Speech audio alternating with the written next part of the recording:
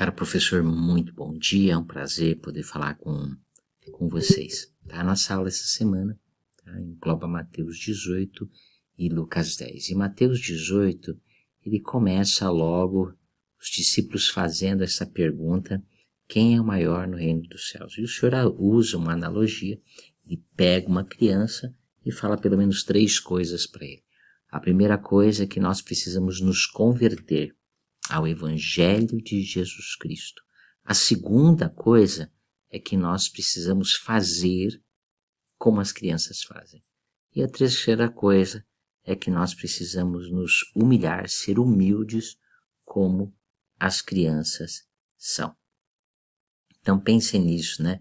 O que me falta ainda para converter, para mudar totalmente e ser mais semelhante ao Salvador?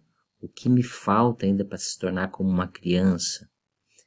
Podemos usar Amós 3,19, manso, humilde, submisso, disposto a submeter a qualquer coisa. Então esse é o primeiro ensinamento, tá? E talvez uma boa sugestão para nós começarmos a trabalhar. Depois o versículo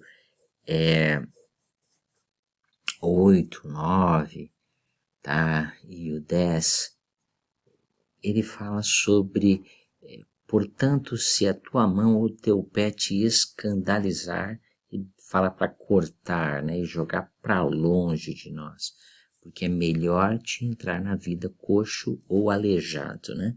Então, as mãos são aquilo que nós fazemos, os pés são nossas metas, por onde nós estamos andando.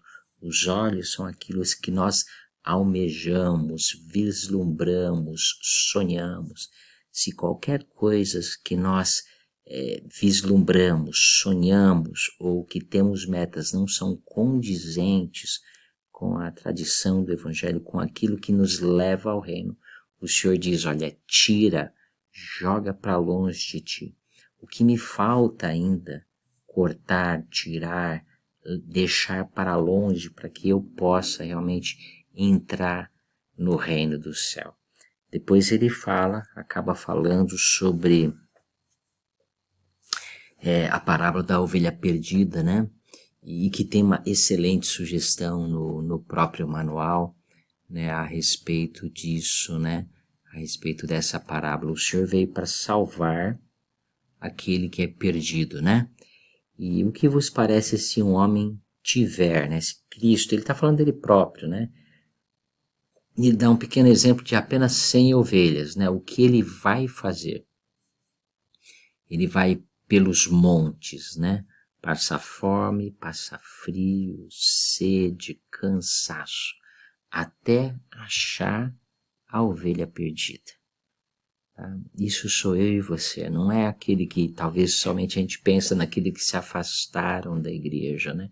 Até nós nos convertermos como uma criança, até nós sermos como eles, nós precisamos estar coligados também a ele, mudando a cada dia. E o Senhor está sempre pronto para fazer isso por cada um de nós.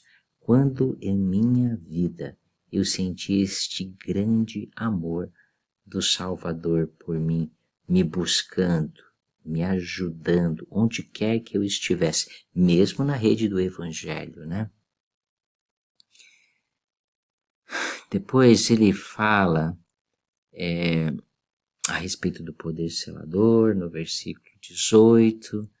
Depois ele fala de nós estarmos reunidos, onde 2 ou mais estiverem reunidos. Depois ele fala sobre quanto nós devemos perdoar, né? Até 70 vezes 7. Ele usou apenas um número para exemplificar que Deus perdoa quem Ele quer.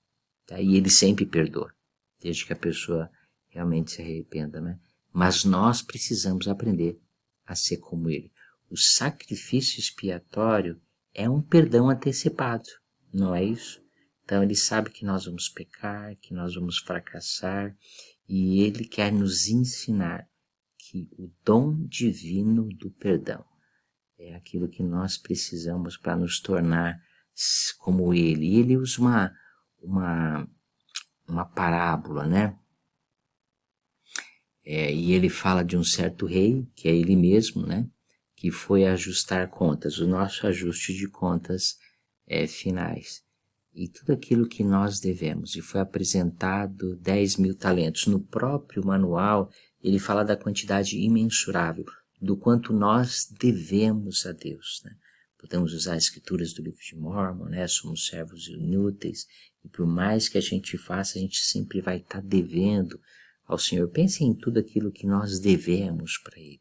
Devemos a vida, devemos o ar que respiramos, devemos todos os bens materiais, intelectuais e as bênçãos que temos, né? Não temos como pagar, tá? E sabemos que eu e você não temos como pagar, Ele vai, desde que nós nos arrependamos, Ele perdoa, mas Ele ensina o mesmo princípio para cada um de nós, com aqueles que nos ofendem, com aqueles que nos devem, com aqueles que mentem a nosso respeito e tantas outras coisas, né? Quanto ainda falta para eu me tornar como o Salvador de Jesus Cristo, que perdoa a todos, né? Este é o nosso Salvador, tá? Espero que essa aula possa ajudar-nos, né, a compreender o amor do Salvador por cada um de nós, sendo nós essa ovelha desgarrada que precisa novamente ser coligada a Israel. E também sobre a importância de nós perdoarmos a todos. O próprio manual traz uma atividade maravilhosa. Um forte abraço a todos e sucesso em suas aulas.